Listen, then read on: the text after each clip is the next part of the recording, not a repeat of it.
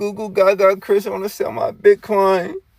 I said, bitch, nigga, you ain't never gonna get rich. But for real, stick to the plan. I'm sticking to the plan. So some of my daily buys, right? And I daily buy on Cash App. Why? Because there's no spread, no fee. So a spread is, let's say Bitcoin $75,000. If you were to go buy it, they'd charge you as if Bitcoin was $77,000. And if you want to sell it back to them, they'll buy it from you as if Bitcoin's $73,000, right? That's a spread. That's one of the ways these brokers make money. So there's a spread and there's the fee. The fee is obviously you pay a fee to buy. All right, no spread, no fee if you put daily buys on Cash App, right? I think Strike has that too. So I just daily buy, like sometimes $2,500, sometimes I move it to $1,000, whatever. But I'm daily buying, and then I have larger buys. Boom, you'll see here. So I think since December, I'm probably up 40 Bitcoin, right? So I measure my wealth in Bitcoin, right? Not the dollar price of Bitcoin in Bitcoin. So when the dollar price of Bitcoin goes down, obviously I'm looking to buy more of them. And it make perfect sense, right? So as long as nothing with the actual asset has changed, then I want more of it. So if you and your family go look for a house and it's a 4-bedroom, 3-bath house and it's good neighborhood, the school system is good, you're right across the street from the grocery store and you're right across the street from the gym, and the house is selling for $800,000, and then months later it go on sale, and now the house is selling for $500,000, of course you're going to buy it, right? So you kind of got to realize that you're kind of brainwashed to like this hyper consumption, right? Where you understand I can consume more if the price is lower. But then when it comes to investing or assets, all of a sudden your ass don't know that it's the same thing as a discount, right? So the price dropped from $800,000 to $500,000 on that house. It still got 4 bedrooms. It still got 3 baths. It's still right across the street from the gym, and nothing changed about that school. Nothing changed about the grocery store. That's a discount, right? Your favorite shoes go on sale. They were selling for $1,000.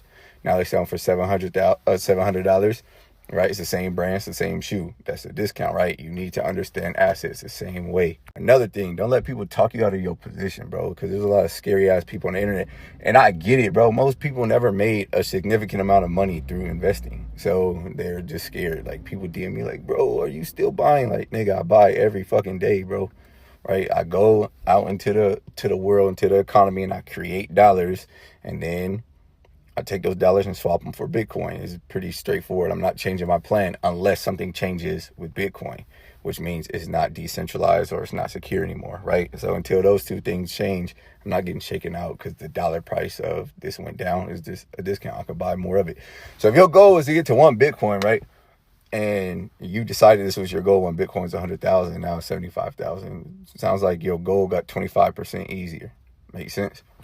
Next, if you run out of purchasing power, right, you're like, all right, well, I'm into this whole Bitcoin thing, but I don't got no money to buy. I don't get paid for 2 weeks or whatever the case is, right? Then go learn how to set up a wallet. Go learn how to run a node. Go learn how to deal with Sparrow. Go learn the difference between a hot wallet and a cold wallet. Go participate in the actual network. There's the financial side of Bitcoin, which you want the number to go up. And then there's the technical side of Bitcoin, right? Go learn both sides. So if you're not doing, you could be learning. And if you're not learning, you could be doing. You get what I'm saying? Next, everybody know, oh, when you invest, you got to buy low and sell high.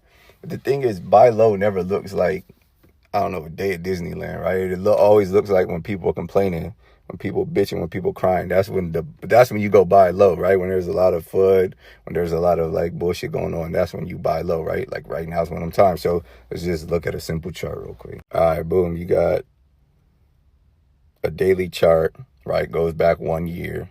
So look, let's just look at the RSI, Relative Strength Index. Look, when it goes below 30, extreme cold, you buy. Boom, right? If you were to offload, which I don't recommend, you would do it here at the extreme highs when the RSI is above 70, right? But anyway, look, buy zone, buy zone, buy zone. It's kind of simple, right? Like everybody knows buy low, sell high, or buy low, buy low. But then when it's time to buy low, your scary ass get to being scary. Same chart, just go back 5 years. Look. Every time this shit go below 30, look, here, this is 100% return. These are 100%. These are 6, 7, 800% returns. Buying here, buying here, buying here. Like, bro, what are we talking about? Right?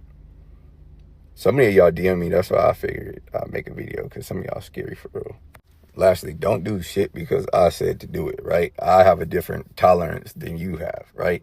You have to go do the knowledge. This ain't financial advice either. This is freedom advice, right? The more Bitcoin you have, the more purchasing power you'll have. The more purchasing power you have, the more freedom you have. That's the only way that I see it, right? That's the only way that I see it. More Bitcoin equals more freedom because you have more purchasing power. You got to go do the knowledge, though. All right? I'm out. It went from 6 cents all the way to 36 cents, and then it crashed down to 21 cents. And then another time, Bitcoin went from 85 cents all the way to $29, and then it crashed to $3. And then another time, Bitcoin went all the way to $213, and then it crashed all the way to $70. And then another time, Bitcoin went all the way to $1,100, and then it crashed all the way to $239. So the moral of the story is, don't buy Bitcoin because you know it's going to crash again.